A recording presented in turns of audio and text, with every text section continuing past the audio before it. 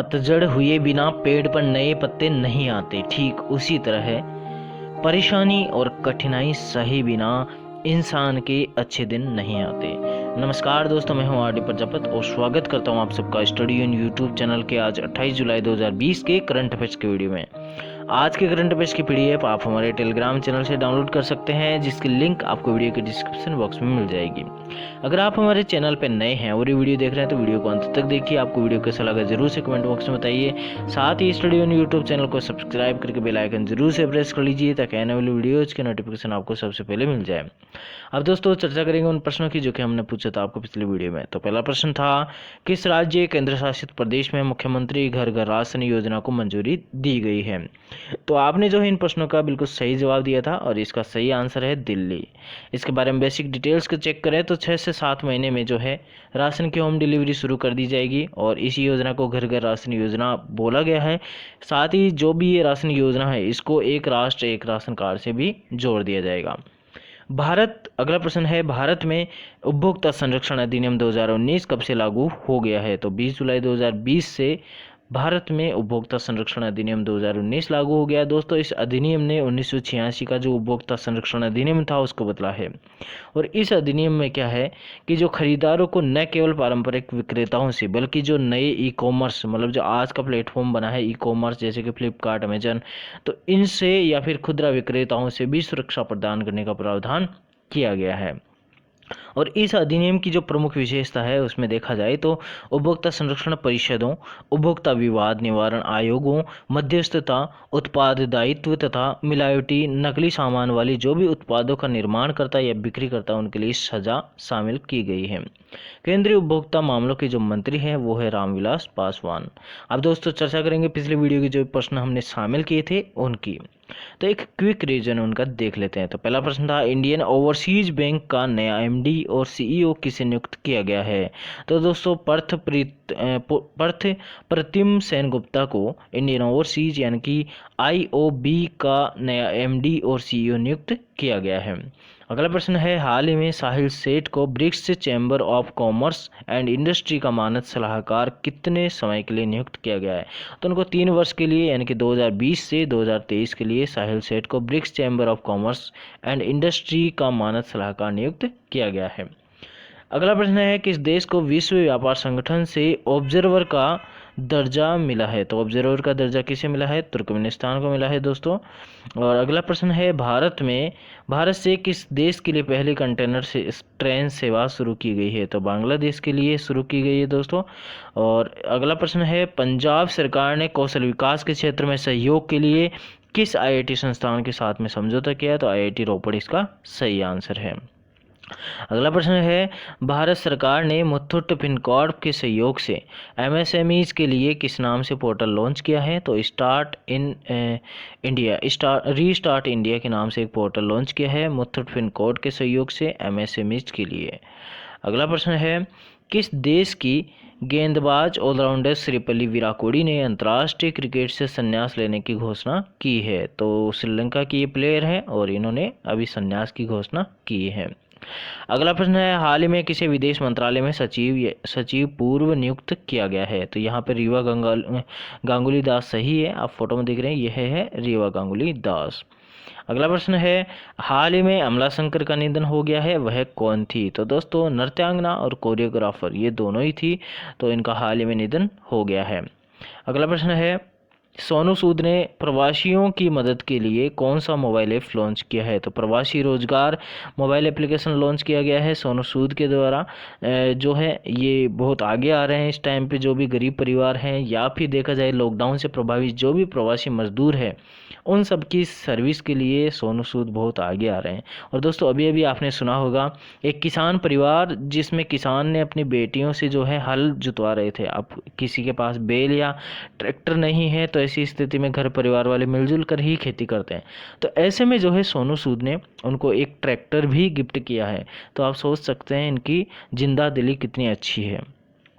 दोस्तों इसी के साथ में जो है हमने एक क्विक रिवीजन समाप्त कर लिया। अब चर्चा करेंगे आज के यानी कि 28 जुलाई 2020 के जो महत्वपूर्ण करंट अफेयर्स बनते हैं उनकी। तो दोस्तों उससे पहले बोलेंगे कि स्टडी ऑन यूट्यूब चैनल को आप सब्सक्राइब नहीं किए हैं तो पहले सब्सक्राइब कर लीजिए और बेल आइकन भी प्रेस कर लीजिए ताकि आने वाली वीडियोज़ का नोटिफिकेशन आपको सबसे पहले मिल जाए। आज का पहला प्रश्न है, किस राज्य के केसर को जीआई टैग मिला है? तो आप भली भांति जानते हैं कि कश्मीर का केसर सबसे ज़्यादा फेमस है और उसी को जीआई टैग मिला है। कश्मीर का जो केसर होता है उसको जीआई प्रमाण पत्र केंद्र सरकार ने दिया है। और ये जो केसर है दुनिया में इसलिए फेमस है क्योंकि ये केसर जो है एकमात्र ऐसा केसर है जो कि 1600 मीटर ऊंचाई पर उगाया जाता है। ठीक है।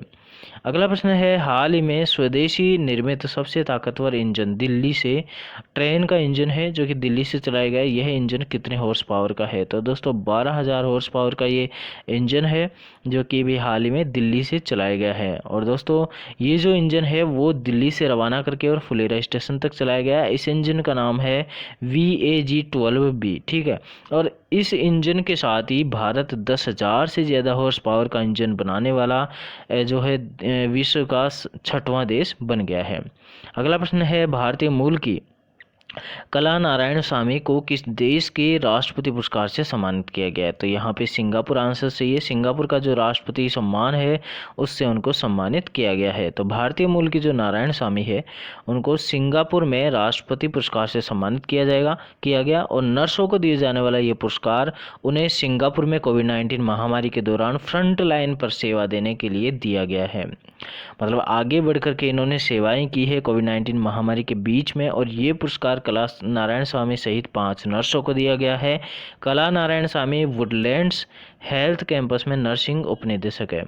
कला ने 2003 में आई सर्व एक्यूट रेस्पिरेटरी सिंड्रोम यानी कि सार्स बीमारी के दौरान जो है संक्रमण नियंत्रण प्रयास तथा प्रबंधन सीखा था। तो इस तरह से जो है उन्होंने उस टाइम पे ये प्रबंधन सीखा था और उसी के चलते इन्होंने कोविड-19 में इस चीज़ों को उपयोग में लिया और इसी के चलते उनको राष्ट्रपति पुरस्कार से सम्मानित किया गया। अगला प्रश्न है, किस देश के पूर्व राष्ट्रपति बेंजामिन उमकापा का निधन हो गया है? तो ये तंजानिया के राष्ट्रपति थे और पूर्व राष्ट्रपति थे और इनका हाल ही में निधन हो गया है। इनके बारे में चर्चा करें तो ये इन्होंने तंजानिया के तीसरे राष्ट्रपति के रूप में 1995 से 2005 तक कार्य किया था। राष्ट्रपति पद संभालने से पहले इन्होंने संयुक्त राज्य अमेरिका में राजदूत के रूप में कार्य किया। दोस्तों तंजानिया की बात करें तो राष्ट्रपति है जॉन मेगुफुली और राजधानी है डोडोमा और जो मुद्रा है वो है तंजानिया शिलिंग। अगला प्रश्न है, कारगिल विजय दिवस देश भर में कब मनाया जाता है? तो प्रतिवर्ष जो है 26 जुलाई को कारगिल विजय दिवस देश में मनाया जाता है। और इस दिवस के बारे में बात करें तो प्रत्येक वर्ष ये 26 जुलाई को ही मनाया जाता है। और ये दिवस 1999 का जो कारगिल युद्ध हुआ था उस दौरान भारतीय सेना के सूरवीरों के जो साहस पराक्रम और बलिदान को याद करने के लिए ये दिवस मनाया जाता है। 26 जुलाई 2020 को कारगिल विजय की 21वीं वर्षगांठ बनाई गई है। और 1999 में कारगिल युद्ध 22 जुलाई के दौरान जम्मू और कश्मीर के कारगिल जिले में नियंत्रण रेखा पर लड़ाया गया था। ठीक है। और जिसमें भारत को विजय मिली थी। 60 दिनों तक चले इस युद्ध को 26 जुलाई 1999 को भारत ने जीता था। तो इस तरह से इस युद्ध में जो भी सूरवीर थे उन वीरों को याद करने के लिए प्रतिवर्ष जो है कारगिल विजय दिवस 26 जुलाई को मनाया जाता है। अगला प्रश्न है, कुम्हार सशक्तिकरण योजना के तहत किसने कुम्हार कारीगरों को इलेक्ट्रिक पोटर व्हील विकसित किए हैं? तो अमित शाह इसका सही आंसर है। दोस्तों अमित शाह ने जो कुम्हार जाति है उसके जो कुम्हार कारीगर हैं उनको इलेक्ट्रिक पोटर व्हील वितरित किए हैं। दोस्तों कुम्हार क्या होता है? कुम्हार वो होते हैं जो कि आर्ट एंड क्राफ्ट में होते हैं, मटके बनाते हैं या फिर किसी भी तरीके की जो मिट्टी के बर्तन होते हैं उन सब में अपनी कलाकारी दिखाते हैं। तो उनको जो है अमित शाह ने जो गुजरात का जो गांधीनगर है वहाँ पर खादी और ग्रामोद्योग द्वारा एक योजना चलाई जा रही है जिसका नाम है कुम्हार सशक्तिकरण योजना। और उसी के तहत उन्होंने जो है 100 प्रशिक्षित कुम्हार कारीगर है उनको इलेक्ट्रिक पोटर व्हील वितरित किए हैं। और ये कदम कुम्हार समुदाय को सशक्त और संबद्ध आए गए, ठीक है, संबद्ध करने के प्रयास के रूप में उठाया गया है। इसी के साथ अमित शाह ने एक और घोषणा की जो कुम्हारों को उत्पाद बेचने के लिए रेलवे के साथ में टाइप सहित उचित विपणन यानी कि व्यापार चैनल प्रदान करने की व्यवस्था करने का भी आश्वासन दिया। और खादी और ग्रामोद्योग आयोग की बात करें तो उसके अध्यक्ष है विनय कुमार सक्सेना। ठीक है, अगला प्रश्न है हमारा, सड़कों के सुधार के लिए मैक्डेमाइजेशन प्रोग्राम कहाँ पर प्रारंभ किया गया है? तो दोस्तों जम्मू और कश्मीर में सड़कों के सुधार के लिए मैक्डेमाइजेशन प्रोग्राम शुरू किया गया है। इसके तहत जो है जम्मू कश्मीर में 11,000 किलोमीटर लंबी जो सड़कें हैं उनका 100% मैक्डेमाइजेशन, ठीक है, यानी कि उनका सुधार प्रोग्राम है, तो उसको मंजूरी दी गई है। और इस प्रोग्राम को शुरू करने के लिए उपराज्यपाल ने लोक निर्माण विभाग को पहली किस्त के रूप में 200 करोड़ रुपए देने की घोषणा की है। अगला प्रश्न है, भारत सरकार ने किस देश को $1 मिलियन की चिकित्सा सहायता देने की घोषणा की है? तो उत्तर कोरिया को जो है भारत सरकार $1 मिलियन की चिकित्सा सहायता देने की घोषणा की है। और इसके बारे में चर्चा करें तो ये चिकित्सा सहायता क्या होगी? तो तपेदिक रोधी जो दवाइयाँ हैं यानी कि जो एंटी ट्यूबरक्लोसिस दवाइयाँ हैं उसके रूप में ये सहायता दी जाएगी। और ट्यूबरक्लोसिस क्या होता है? आप जानते हैं कि ट्यूबरक्लोसिस क्या होता है? टीबी होता है, या तपेदिक बोल सकते हैं इसको, क्षय रोग बोल सकते हैं। तो ये सहायता विश्व स्वास्थ्य संगठन द्वारा जो दक्षिण कोरिया में एक प्रोग्राम चलाया जा रहा है जिसका नाम है एंटी ट्यूबरक्लोसिस प्रोग्राम, और उसी के तहत भारत जो है यह सहायता मुहैया करा रहा है। उत्तर कोरिया की बात करें तो सर्वोच्च नेता है किम जोंग उन, और राजधानी है प्योंगयांग, और मुद्रा है उत्तर कोरियाई वॉन। अगला प्रश्न है, रिजर्व बैंक ने किस देश के साथ $400 मिलियन की मुद्रा अदला बदली के समझौते पर हस्ताक्षर किया है? तो रिजर्व बैंक ने जो श्रीलंका की मुद्रा है उसके प्रति श्रीलंका के साथ में जो है मुद्रा का अदला बदली के समझौते पर हस्ताक्षर किया है। और उस मुद्रा अदला बदली के जो मूल्य है वो है $400 मिलियन। दोस्तों मुद्रा अदला बदली या फिर करेंसी स्वेप क्या होता है उसके बारे में एक बार चर्चा कर लेते हैं। तो मुद्रा अदला बदली व्यवस्था में किसी भी देश का केंद्रीय बैंक किसी अन्य देश के केंद्रीय बैंक को डॉलर प्रदान करता है, जिसे विदेशी केंद्रीय बैंक निर्धारित समय में बाजार विनिमय के दर के अनुसार उस देश की मुद्रा के समान धनराशि लौटा देता है। और ये समझौता दो पक्षों के बीच एक मुद्रा के बदले में दूसरी मुद्रा का मतलब जैसे क्या होता है बदलना होता है, ठीक है। तो इस तरह से क्या होता है इसमें ये करेंसी स्वेप होता है, जिसके तहत क्या होता है अगर किसी देश को कोई मुद्रा देता है तो उस मुद्रा का या तो वो अगले दिन ही रिटर्न कर दे या 2 साल तक उसका बॉन्ड हो सकता है। हालांकि ये लेन देन समझौते के तहत तय की गई एक विनिमय दर के आधार पर किया जाता है। अब दोस्तों इसकी डिटेल्स को चेक करें तो रिजर्व बैंक ने श्रीलंका के साथ $400 मिलियन के अदला बदली के रिजर्व समझौते पर हस्ताक्षर किए। और ये क्यों किया गया? तो कोविड-19 महामारी से जो अर्थव्यवस्था पे प्रभाव पड़ा है तो उसमें वित्तीय स्थिरता सुनिश्चित करने तथा विदेशी मुद्रा भंडार बढ़ाने के उद्देश्य से ये मुद्रा जो है करेंसी स्वेप किया गया है। और श्रीलंका ने RBI के साथ $400 मिलियन की मुद्रा स्वेप के समझौते पर हस्ताक्षर दक्षिणी एशियाई क्षेत्रीय सहयोग संगठन यानी कि सार्क के फ्रेमवर्क के तहत किए हैं। और ये मुद्रा अदला बदली समझौता नवंबर 2022 तक मान्य रहेगा। RBI की बात करें तो गवर्नर है शक्तिकांत दास और हेडक्वार्टर है मुंबई। और दोस्तों RBI की स्थापना 1 अप्रैल 1935 को हुई थी। कहाँ पर? कोलकाता में।